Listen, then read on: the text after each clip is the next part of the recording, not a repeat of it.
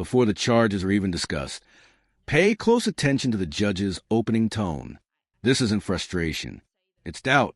In a courtroom, honesty isn't just about words. It's about whether the judge has heard the same story countless times before. The words that you're saying are, no. I mean, I can tell that you're sincere. I hear people say those words somewhat often. I wish more. Sometimes I feel like they're sincere. Others I don't. Judge, I filed He was busy waiting his turn. I was. I filed a motion to modify probation as well on another case that she has. We were having problems with e-file yesterday, so it may have been very late in the day. I don't know if it made it, but it's... I received it this morning, Your Honor. I can tell you what it is. And we kind of discussed this minutes earlier this morning.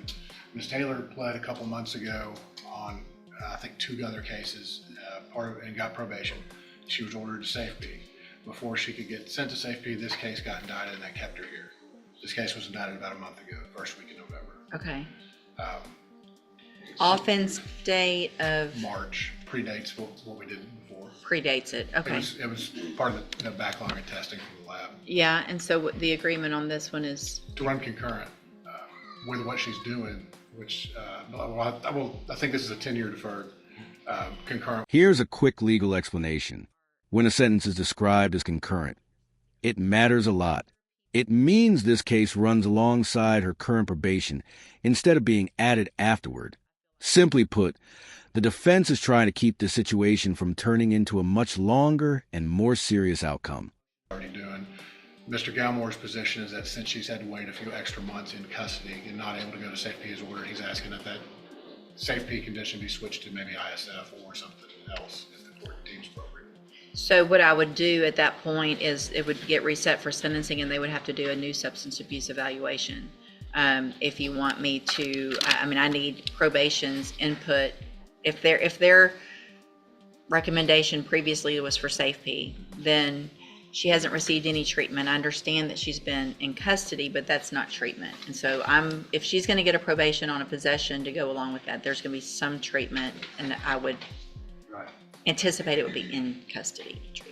And that's what my motion on the motion to modify probation was suggested, was an alternative treatment program that just may be shorter. I think the real reason for the argument would be the fact that she is farther removed from her drug use at this point than it was originally considered. I would consider ISF, but I'm not going to do outpatient. I think we need something with 2 felony probations that's a little more intensive. ISF. This moment is a turning point. Jail may feel like responsibility, but the judge makes one thing clear. Custody is not the same as treatment.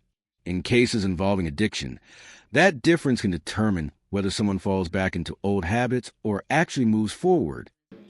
The shorter ISF program would probably be about the same amount of time that was originally planned for her to be in custody anyways. Right. And so that was one of the requests that my motion made in the motion to modify, and then we left the treatment plan on this plea up to the court. So is there any reason to get even an updated pre-sentence report? I can just go ahead and do all of this. She's been in custody this whole time, so there's nothing that's been changed. Right. I know no major disciplinary problems or anything like that, so I would ask the court to go forward today.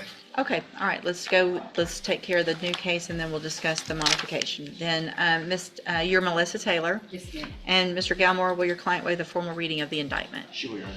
Ms. Taylor, in cause number 25, DCCR 1693, you're charged with a third-degree felony offense of possession of a controlled substance from March 9th of 2025, and how do you plead to that charge? Let's pause here. A 10-year deferred probation sounds overwhelming, but legally, it's a second chance. There's no conviction yet. If she follows the rules, the case goes away.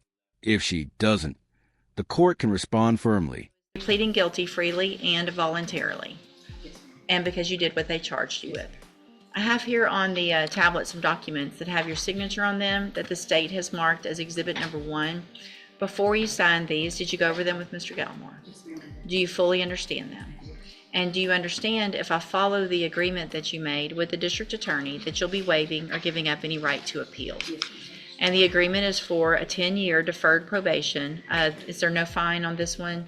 I'm okay with waiving the fine. All right, there would be no fine on this case, and you would be required to follow all of the rules and conditions of probation, which, as you guys have said is unagreed as to treatment, but that we've talked about, what I'm inclined to do is the substance abuse track of the ISF program. Is that your understanding? And do you also understand, if you're not a U.S. citizen, that a plea of guilty or no contest may result in your deportation, exclusion from admission to the country, or denial of naturalization under federal law? State tenders number 1. Prohibition. It's admitted. Any evidence that Ms. Taylor is not competent? All right, ma'am, I'm going to find that you entered your plea of guilty freely and voluntarily. Find that you're mentally competent and you understand the nature and the consequences of that plea. I am going to waive the pre-sentence report. I'm going to find sufficient evidence to find you guilty. However, I'm going to follow the agreement that you made with the district attorney and defer all proceedings for a period of 10 years.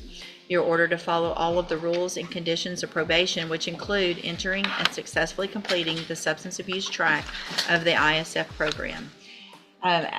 In addition, as your follow-up treatment, when you get out, you will be required to enter and successfully complete the JCDI program. So you're going to get out, you'll have all the tools, you're going to get tools while you're in custody, you're going to get out, you're going to have even more tools so that you can be successful and get off drugs for good, be a productive member of society, and not end up with felony convictions on your record and going to prison. And if you do all of that, just like we talked about in the other case, this is a great opportunity because you don't have the conviction on your record.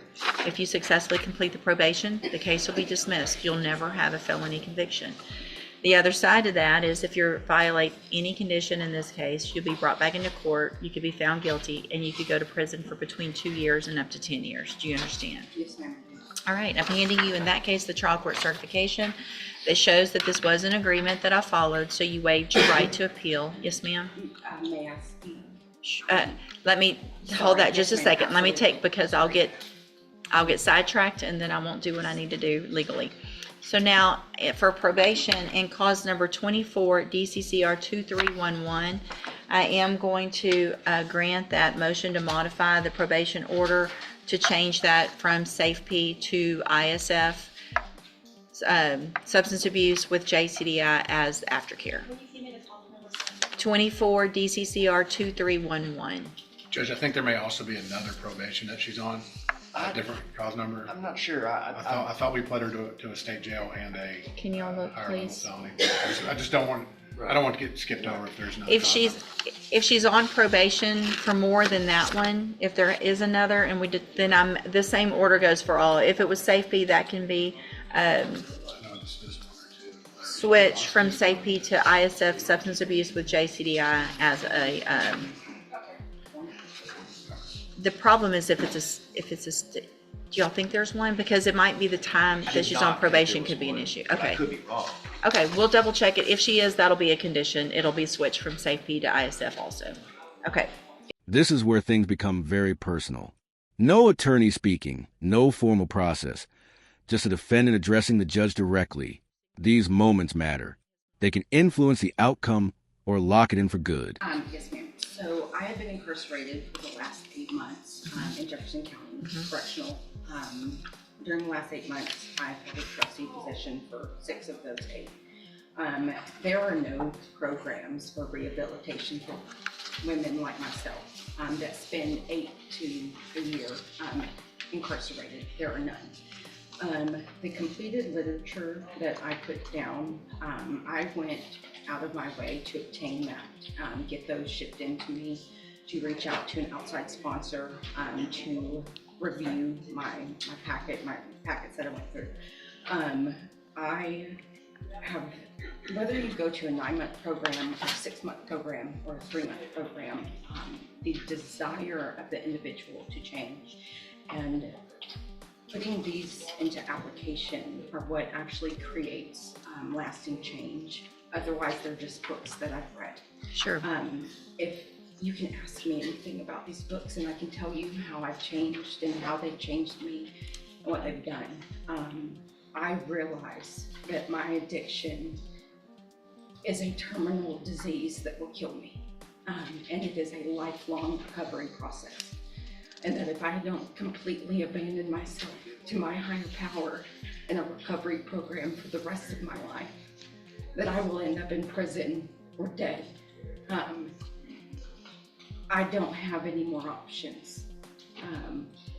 I agree that I will most likely learn something from ISF. I will learn from any program that I'm ever put against. But I am begging you with the effort that I took, seeing that there's no options for female inmates other than an AA program every other week at best. We sit in there and we eat and we gain weight and we watch movies and it's a vicious cycle. I understand the triggers and what made me relapse. I have a phenomenal support system, and I am willing to go so far to say that if you give me the COLA program, and if I fail, take this all away and put me in prison for 5 to 10 years. Don't have it as an option.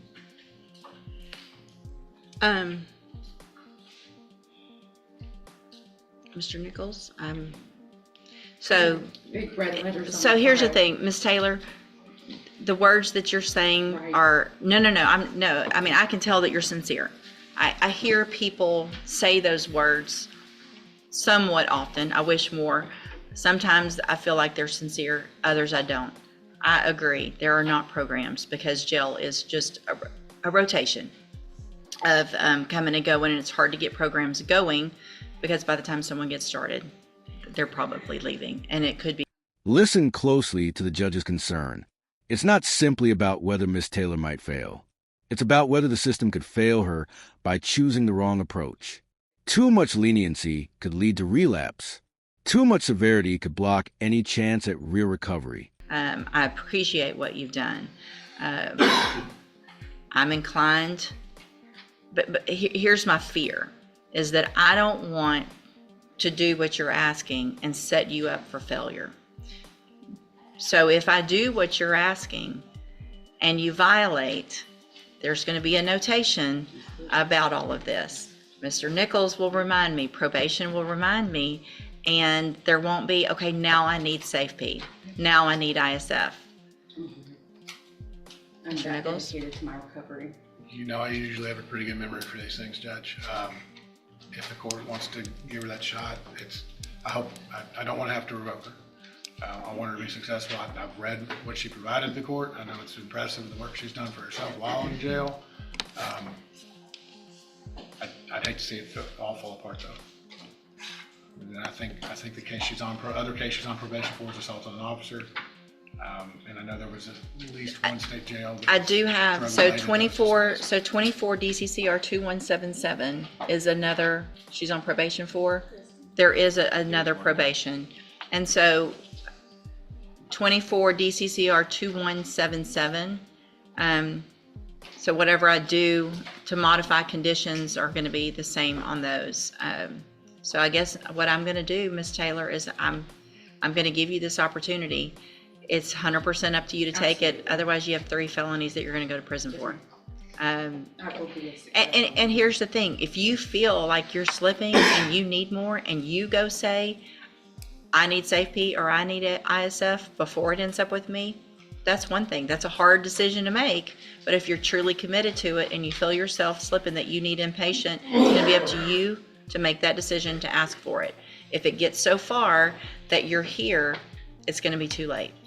All right, so then I'm going to modify the conditions of all of those probations, including the new case, to order that Ms. Taylor enter and successfully complete the JCDI program and not have to go to ISF or SafeP in any of them. So This is one of those rare moments when the system leans toward compassion, but with strict limits. 3 felony charges, 1 final opportunity. So the real question is this: did the judge make the right decision, or was this a risk that went too far? take advantage of this. I